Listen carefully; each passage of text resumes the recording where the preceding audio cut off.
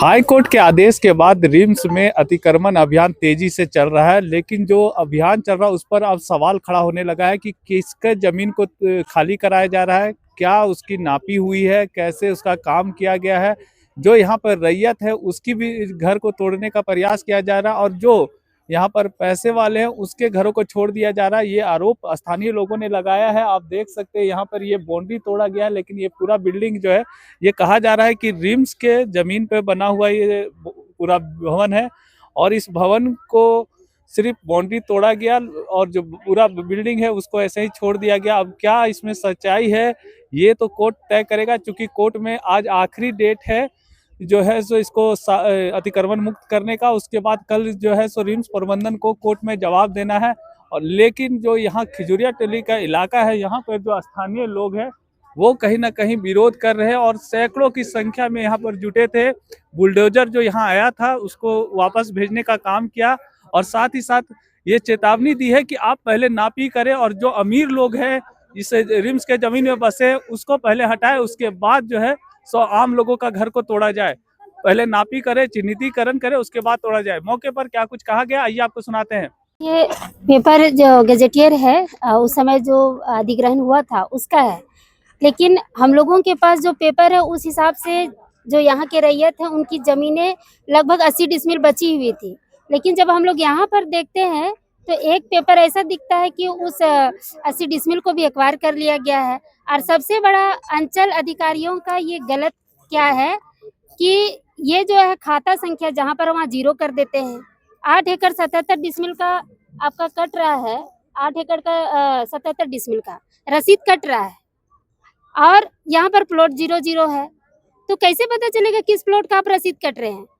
दूसरी बात ये है कि यहाँ बहुत लोग रजिस्टर्ड डीड के तहत हैं। अगर रिम्स का एक्वायर जमीन था तो रजिस्ट्री हुआ कैसे, अंचल कहाँ सोई हुई थी, ये तो सवाल है और उसका जांच किया जाए। उसके बाद दूसरी बात है कि पूरा जो मैदान है उस मैदान में बड़े बड़े बिल्डिंग बने हुए हैं, उस मैदान की तरफ नापी करके ना करके आज अंचल अधिकारी बोलते हैं कि नहीं हम जहाँ ग्रामीण रहते हैं, रैयत रहते हैं, हम उधर ही करेंगे, जहाँ कच्चा मकान है उधर ही करेंगे।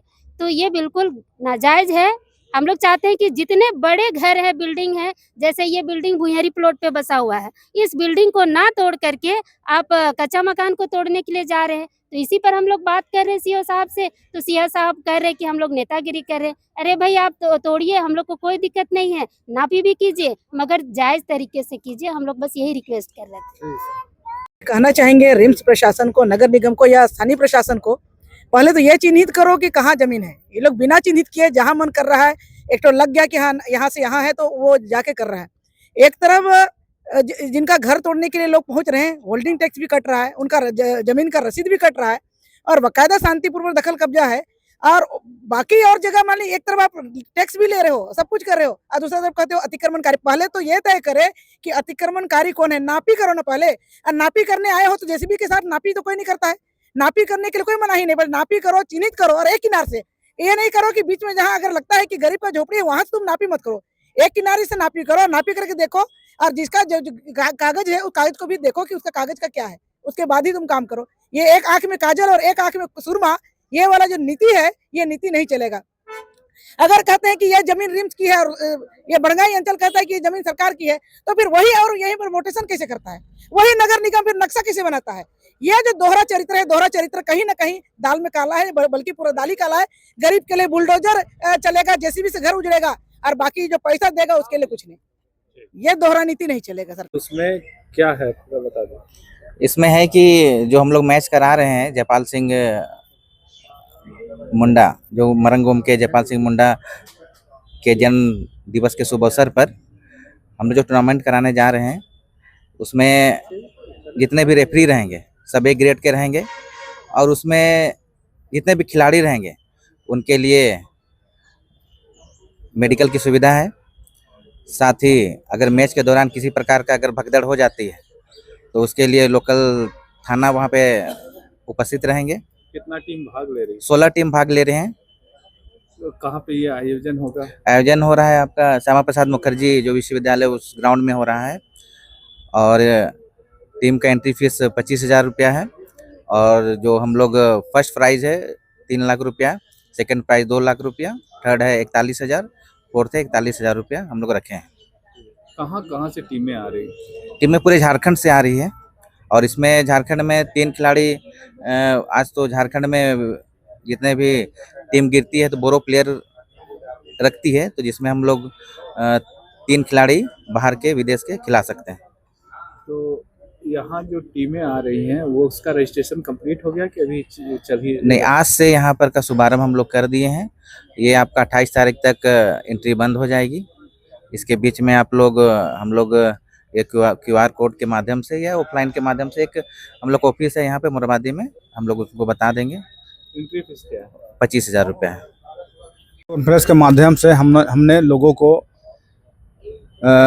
आगामी 3 जनवरी को मारंगुम के जयपाल सिंह मुंडा के शुभ जयंती के शुभ अवसर पर हम लोगों ने 5 दिवसीय फुटबॉल प्रतियोगिता रखने का कार्य कर। इसमें 16 टीम भाग लेंगे और प्रथम पुरस्कार 1 लाख रुपया, 3 लाख रुपया और दूसरा पुरस्कार 2 लाख रुपया और तीसरा और चौथा को 41,000 रुपया हम लोग देने का काम करेंगे। क्या कहेंगे आप, क्योंकि यहाँ इस क्षेत्र में बचपन से रहे हैं, क्या लगता है जो जिस तरह से अतिक्रमण अभियान चल रहा है कैसे देख रहे हैं? देखिए, अतिक्रमण तो अभी लगातार आप देख ही रहे हैं, पूरा झारखंड में अतिक्रमण चल रहा है। चाहे आप बोकारो में लीजिए, डोरंडा में लीजिए, रांची भर में आपका अतिक्रमण जारी है। लेकिन यहाँ पर अतिक्रमण में केवल गरीब लोग पिसा रहा है।